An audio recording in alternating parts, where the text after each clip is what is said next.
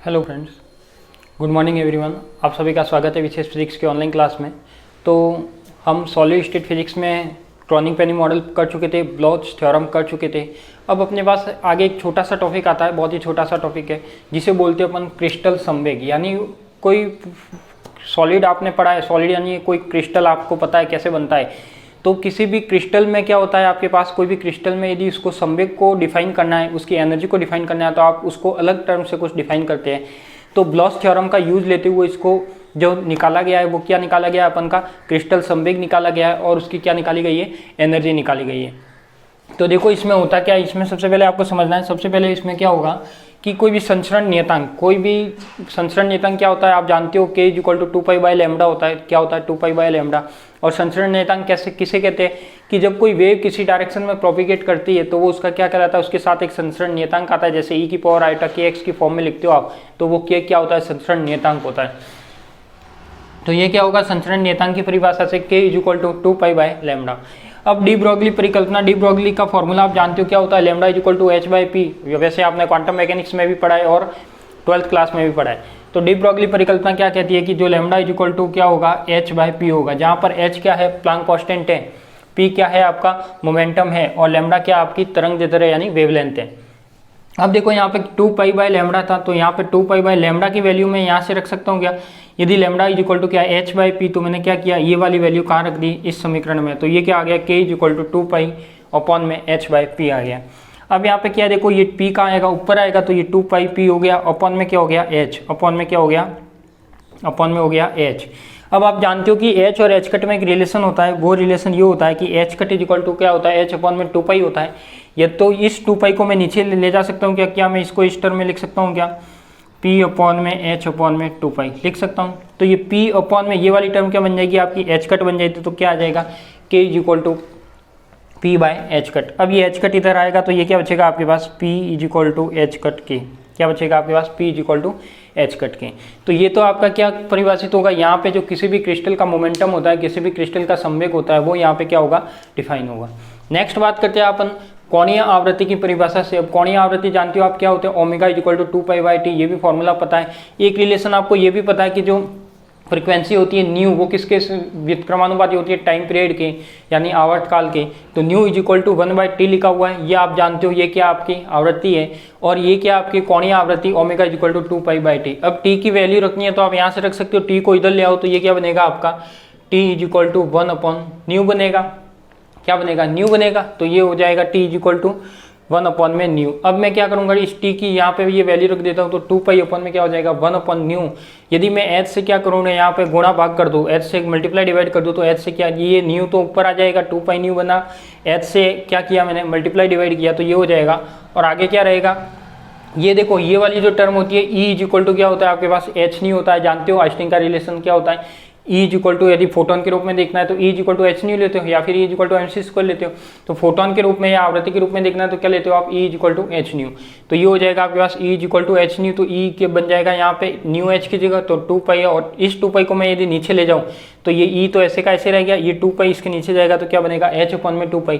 और h upon में 2π आप जानते हो क्या होता है, h अपॉन में 2π क्या होता है, h अपॉन में 2π होता है आपका h कट होता है। क्या होता है, h कट होता है। तो इस जगह मैं क्या रखूँगा, ये टर्म बनेगी आपकी omega is equal to E/h cut. क्या बनेगा, omega is equal to E/h cut. यदि मैं इसको इधर भेजूंगा तो ये क्या आ जाएगा, E is equal to omega h cut. तो ये आपकी क्या परिभाषित कर रहा है, यहाँ पे एनर्जी को डिफाइन कर रहा है, किसमें, क्रिस्टल में। और ये क्या कर रहा है, इसके मोमेंटम को डिफाइन कर रहा है। तो यानी कहीं भी आपके पास कोई क्वेश्चन आ जाए, कोई न्यूमेरिकल आ जाए या कोई कंसेप्ट आ जाए, उसमें यदि आपको कहा जाए कि इसमें मोमेंटम और एनर्जी निकालो और क्रिस्टल की बात कर रहा है, तो आपको हमेशा ये यूज लेना है, संवेग की जगह क्या लोगे, p is equal to h cut k. जैसे आप नॉर्मल फिजिक्स में क्या लेते हो, संवेग की बात करते हो तो p इज इक्वल टू क्या m भी तो लेते हो, बट यहाँ पे क्या लेना है आपको, p इज इक्वल टू, यदि क्रिस्टल की बात करता है तो p is equal to h cut k, energy क्या लेनी है, E is equal to omega h cut. ठीक है, तो इसमें लिख लीजिए, फिर इसको लिख लेना, पहले लिखिए।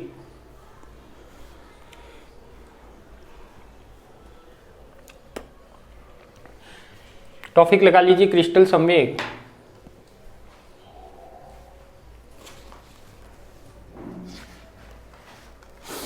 और इसमें लिखिए क्रिस्टल संवेग की परिकल्पना। क्रिस्टल संवेग की परिकल्पना क्वांटम भौतिकी की अवधारणा है। क्रिस्टल संवेग की परिकल्पना क्वांटम भौतिकी की अवधारणा है। क्रिस्टल संवेग की परिकल्पना क्वांटम भौतिकी की अवधारणा है और क्वांटम भौतिकी में क्रिस्टल संवेग के लिए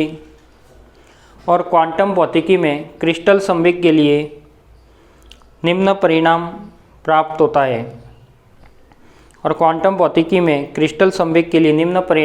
होता है इसको लिख लो आप समीकरण नंबर 1 तक, यहाँ तक लिखो।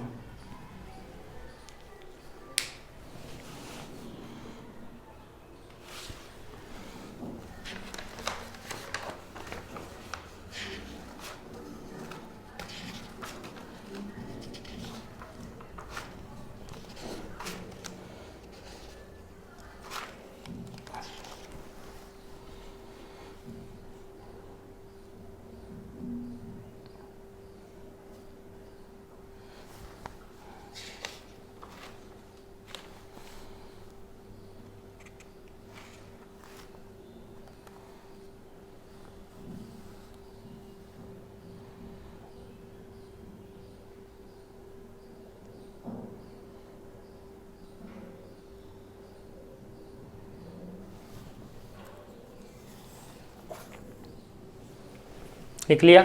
जहाँ पर लिख लेना के संचरण नियतांक है, जहाँ पर के संचरण नियतांक है, जहाँ पर के संचरण नियतांक है,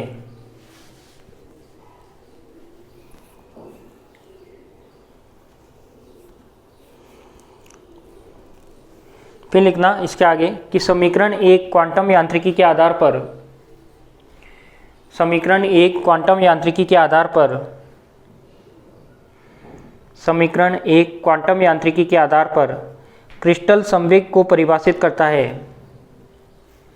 क्रिस्टल संवेग को परिभाषित करता है, क्रिस्टल संवेग को परिभाषित करता है और यह क्रिस्टल संवेग संचरण सदिश के पर निर्भर करता है, और यह क्रिस्टल संवेग संचरण सदिश के पर निर्भर करता है। उसके बाद ये ऊर्जा का लिख लो, या ये कंप्लीट लिख दो।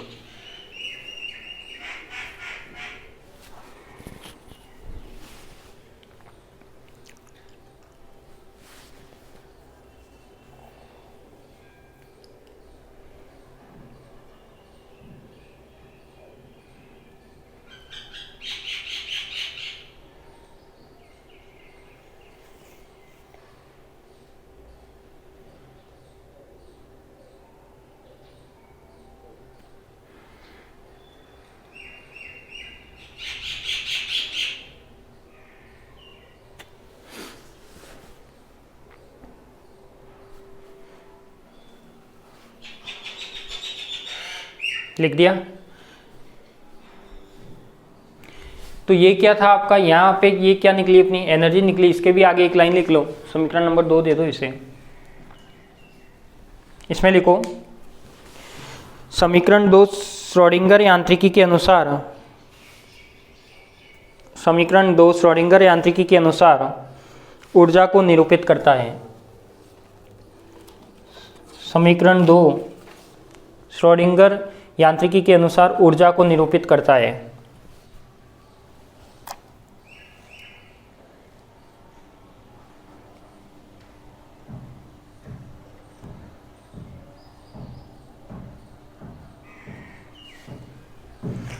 तो ये आपका क्या हो गया, एक छोटा सा टॉपिक था क्रिस्टल संवेग से रिलेटेड। तो एग्जाम में यदि पूछा जाता है तो छोटे क्वेश्चन में पूछ सकते हैं कि क्रिस्टल संवेग का किसे कैसे होता है, क्या फॉर्मूला होता है, या फिर इसकी एनर्जी कैसे होती है, किसी भी क्रिस्टल का संवेग और एनर्जी कैसे लिखते हैं अपन। तो इसकी फॉर्म में आपको पूछ सकता है। बाकी ये न्यूमेरिकल में काम आने वाला कंसेप्ट है, इसलिए आपको बताया है। ठीक है, तो फिर चलते हैं अपन नेक्स्ट आगे। अब अपना एक क्रॉनिक पेनी जो अपन ने मॉडल पढ़ा था उसका एक न्यूमेरिकल है, एग्जाम में आया हुआ न्यूमेरिकल है, उसको देखते हैं। तो वो न्यूमेरिकल क्या होता है उसकी बात करते हैं।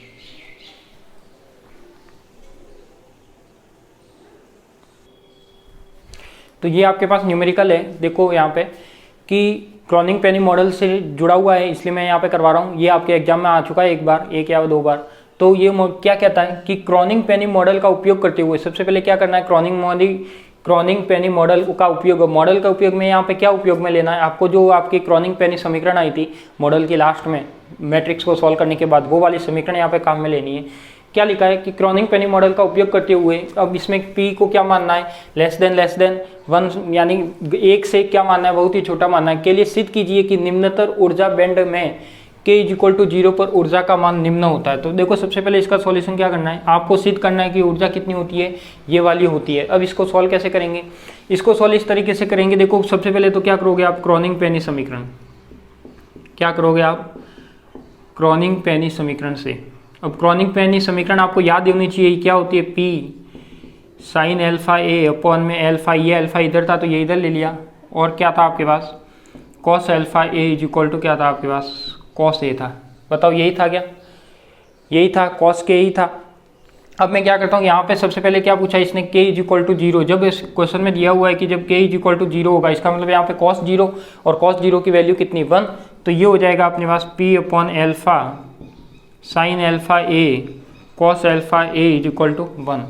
अब मैं क्या करता हूँ, अब मुझे देखना है, देखो यहाँ पे क्या है आपका 1 है, और सॉरी ये प्लस का cos अल्फा भी था ना, यही तो था इक्वेशन, क्या थी आपके पास, sin अल्फा प्लस का cos अल्फा = 1। ठीक है, ये इधर भेजूंगा तो ये क्या हो जाएगा, p upon alpha = sin alpha a = 1 minus का cos अल्फा a, और हम जानते हैं कि 1 माइनस cos अल्फा a को मैं क्या लिख सकता हूँ साइन के टर्म में, 2 sin अल्फा a/2 लिख सकता हूँ।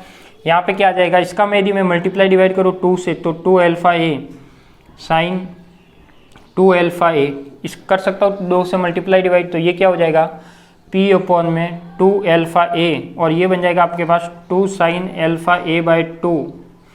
सॉरी ये 2 यहाँ से करना, कैसे, यहाँ पे क्या किया मैंने, 2 से मल्टीप्लाई डिवाइड किया, तो 2 से मल्टीप्लाई डिवाइड किया तो वो यहाँ पे करना है। ठीक है, तो क्या बनेगा, 2 sin थीटा, तो ये आपका थीटा क्या लगेगा, अल्फा a/2, तो इसको मैं लिखूंगा 2 sin अल्फा/a2 cos अल्फा/a2, और ये क्या हो जाएगा आपका 2 sin स्क्वायर अल्फा a/2। ये मैंने क्या किया, इस टर्म को ऐसे बनाने के लिए मैंने 2 से मल्टीप्लाई डिवाइड किया, ये साइन से ये साइन क्या होगा, कट जाएगा, तो क्या बचेगा आपके पास 2p, क्या बचेगा 2p अपॉन में अल्फा a, और इक्वल टू क्या बचेगा आपके पास, जो ये था cos अल्फा, इसको नीचे भेज दो, तो देखो इसको नीचे भेजोगे तो क्या हो जाएगा, sine square alpha a upon में क्या रह जाएगा, cos अल्फा a, स्क्वायर तो कट गया था तो एक साइन रहा था, और यहाँ पे भी 2 था तो 2 से 2 कैंसिल आउट हो जाएगा, p अपॉन में अल्फा इक्वल टू क्या बचेगा आपके पास, 10 अल्फा a/2, ये अपॉन में 2 चल रहा है। ठीक है, तो ये क्या हो जाएगा, अब इसको मैं क्या मानूंगा, यहाँ पे क्या दे रखा है, देखो जो p की वैल्यू है वो लेस देन 1 है, मतलब 10 की वैल्यू क्या होगी, इसी तरह डिफाइन करती है,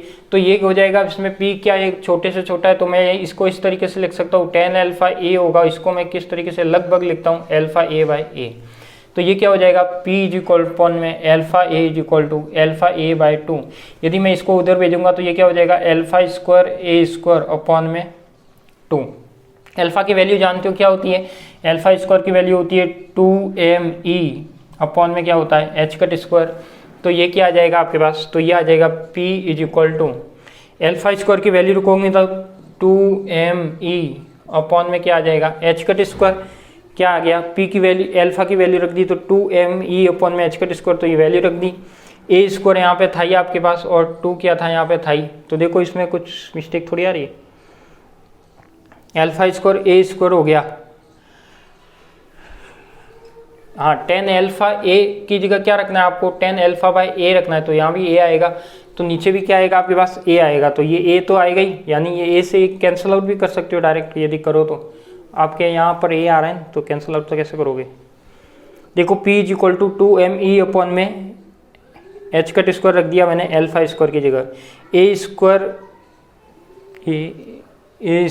और अपॉन में जो क्या था a था, तो अपॉन में a² और अपॉन में क्या था a था, तो ये क्या बन गया आपके पास, ये बन जाएगा आपके पास, देखो 2me, 2 से 2 तो कैंसिल आउट हो जाएगा, अब क्या बचेगा आपके पास, me अपन को क्या चाहिए, एक तो h² चाहिए और ma² चाहिए, ऊर्जा का मान चाहिए। ठीक है, तो ये क्या हो जाएगा आपके पास, me अपॉन में h² और ये a आएगा। अब a की कहीं ना कहीं मिस्टेक आ रही है क्या आपने, देखो a की मिस्टेक कहाँ पे आ रही है,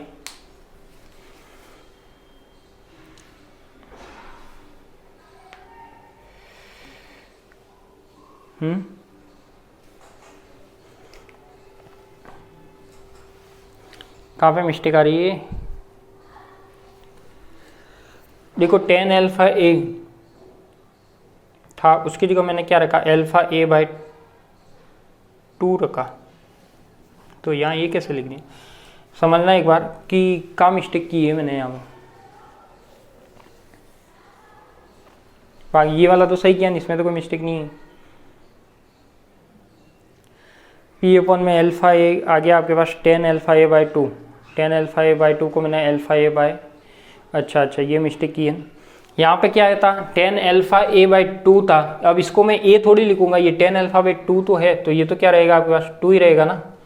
तो ये क्या हो जाएगा आपके पास 2 ही रहेगा, ये भी 2 ही रहेगा, ये इधर जाएगा तो अल्फा स्क्वायर ए स्क्वायर हो जाएगा। और अल्फा स्क्वायर की वैल्यू रख दी तो ऊपर क्या रहता अपने पास,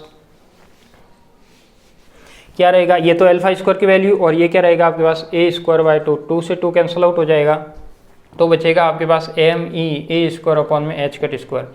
चाहिए क्या अपन को, चाहिए एनर्जी। तो एनर्जी के लिए क्या करूँगा मैं, एच कट स्क्वायर यानी P h cut square upon में एम ए स्क्वायर। तो देखो आपका आंसर आ गया। ये मिस्टेक की थी, यहाँ पे क्या था, tan अल्फा ए बाई 2 था, तो इसको मैंने क्या किया, ए मान लिया, तो वो ए नहीं था, ये अल्फा ए बाई 2 है, तो इसको मैं अल्फा ए बाई 2 ही लिखूंगा। तो ये आपका क्या आ जाएगी, एनर्जी आएगी E is equal to p h cut square upon में एम ए स्क्वायर। तो ये क्वेश्चन को लिख दीजिए, एग्जाम में कई बार पूछा गया है, 2 बार क्वेश्चन ये पूछा गया है, तो लिख लो इसको।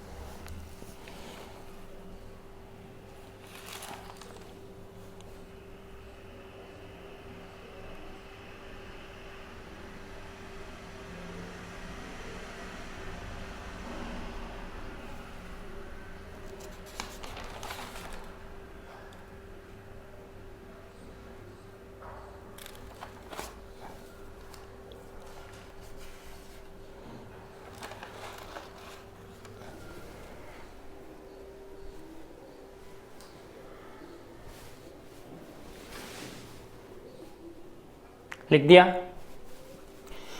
तो फिर ये आपकी आज एक छोटी सी क्लास थी, बहुत ही छोटी क्लास थी, जिसमें आपको क्रिस्टल संवेग के बारे में जानना था और ये वाला जो एग्जाम में न्यूमेरिकल आया था वो करवाना था। तो आज के लिए इतना ही, मिलते हैं अपन नेक्स्ट क्लास में।